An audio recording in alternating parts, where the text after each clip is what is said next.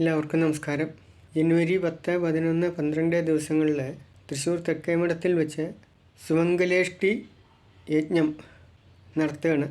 ആ യജ്ഞത്തിൽ എല്ലാവർക്കും പങ്കുചേരാവുന്നതാണ്. പങ്കുചേരാവുകയെന്ന് വെച്ചാൽ അതിൽ അവരെ കൊണ്ടുകൂടി ആ കർമ്മം ചെയ്യിപ്പിക്കുക.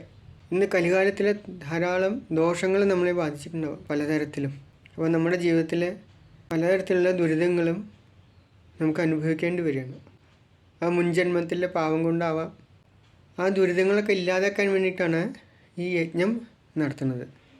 ശുഭകരമായ മംഗളകരമായ അവസ്ഥ പ്രദാനം ചെയ്യുന്നതാണ് സുമംഗലേഷ്ടി എന്ന പദം കൊണ്ട് തന്നെ ഉദ്ദേശിക്കുന്നത്. ഇതൊരു യജ്ഞമായിട്ടാണ് പറയുന്നത്. വൈദിക ശ്രൗത താന്ത്രിക കർമ്മങ്ങളെ വിധിപ്രകാരം വൈദിക ശ്രേഷ്ഠമയുടെ കാർമ്മികത്വത്തിലാണ് ഇത് നടത്തപ്പെടുന്നത്. ഇതിൽ പങ്കെടുക്കുക എന്ന് തന്നെ വലിയൊരു ഭാഗ്യമാണ്. കാരണം ഇന്ന് വൈദിക കർമ്മങ്ങളൊക്കെ കുറഞ്ഞു വരികയാണ് ചെയ്യുന്നത്. പണ്ടൊക്കെ ധാരാളം ഉണ്ടായിരുന്നു. നമ്മുടെ ആചാര്യസ്വാമിയുടെ കാലത്ത്, ശങ്കരാചാര്യസ്വാമിയുടെ കാലത്തൊക്കെ ഈ വൈദിക കർമ്മങ്ങളൊക്കെ ധാരാളം ഉണ്ടായിരുന്നു. ഇന്നത് കുറഞ്ഞു വരികയാണ്. ഈ വൈദിക കർമ്മങ്ങളൊക്കെ തന്നെ ലോകമംഗളത്തിന് വേണ്ടിയിട്ടാണ് നമ്മൾ ചെയ്യുന്നത്. യാഗങ്ങൾ ചെയ്യണു, പലതരത്തിലുള്ള യാഗങ്ങൾ. അതിലൊന്നാണ് സുമംഗലേഷ്ടി എന്ന് പറഞ്ഞ ഒരു ക്രിയ. അതൊരു യജ്ഞമാണ്. ആ സുമംഗലേഷ്ടിയിലെ അതിൻ്റെ സങ്കല്പം, സുമംഗലേഷ്ടിയുടെ സങ്കല്പങ്ങൾ, അതിൽ ഉൾക്കൊള്ളുന്ന യജ്ഞങ്ങൾ എന്തൊക്കെയാണെന്ന് പറയാം. കൂശ്മാണ്ഡി ഹോമമുണ്ട്. അതായത് നമ്മുടെ സർവ്വദുരിതങ്ങളെയും രോഗങ്ങളെയും ഇല്ലാതാക്കുന്ന കൂശ്മാണ്ഡി ഹോമം.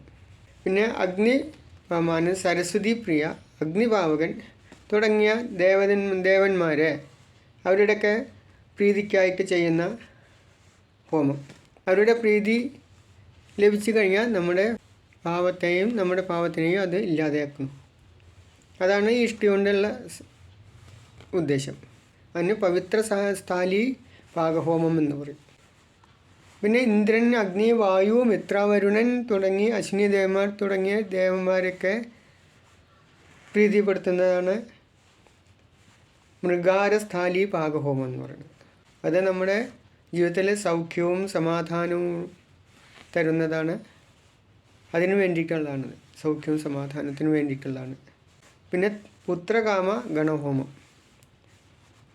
അതിൽ പേരുകൊണ്ട് തന്നെ നമുക്കറിയാം, സന്താനലബ്ധിക്ക് വേണ്ടിയിട്ടുള്ളതാണ്.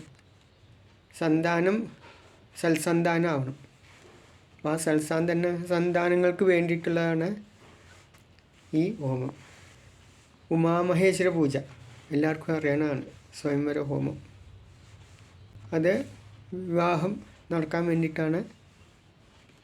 ഇപ്പോൾ വിവാഹമൊക്കെ നടക്കുന്നുണ്ട്. പക്ഷേ അത് നല്ല തരത്തിലാവണം. അല്ലേ? നല്ല സന്തോഷത്തോടെ സമാധാനത്തോടും കൂടി ജീവിക്കാൻ കഴിയണം. അതിനു വേണ്ടിയിട്ടാണ് ഈ ഉമാമഹേശ്വര പൂജയും വിവാഹ സൂക്ത ലാജഹോമം എന്ന് പറയുന്ന സ്വയംവര ഹോമം. പിന്നെ നവഗ്രഹ പൂജ. ഈ നവഗ്രഹങ്ങളുടെയൊക്കെ പ്രീതിയോടുകൂടി നമ്മുടെ ദുരിതങ്ങളൊക്കെ ഇല്ലാതാക്കാൻ വേണ്ടിയിട്ടാണ്. ഇനി വിനുധി എന്ന് പറഞ്ഞിട്ടൊരു ഹോമമുണ്ട്. ആത്മാവിനും ശരീരത്തിനും രോഗമുക്തിക്കും ഒക്കെ വേണ്ടിയിട്ടാണ് ഈ ഒരു ക്രിയ പറഞ്ഞിരിക്കുന്നത്. പിന്നെ സർവൈശ്വര്യ പൂജ, മഹാസർവൈശ്വര്യ പൂജ. എല്ലാം സർവമംഗളത്തിനായിട്ട് ചെയ്യുന്ന ഒരു പൂജയാണ്. എല്ലാവർക്കും മംഗളങ്ങളെ പ്രദാനം ചെയ്യുന്നതിന് വേണ്ടിയിട്ട് ചെയ്യുന്നതൊരു മഹാപൂജയാണത്. പിന്നെ പൂർവ്വശാന്തി, ഉത്തരശാന്തി.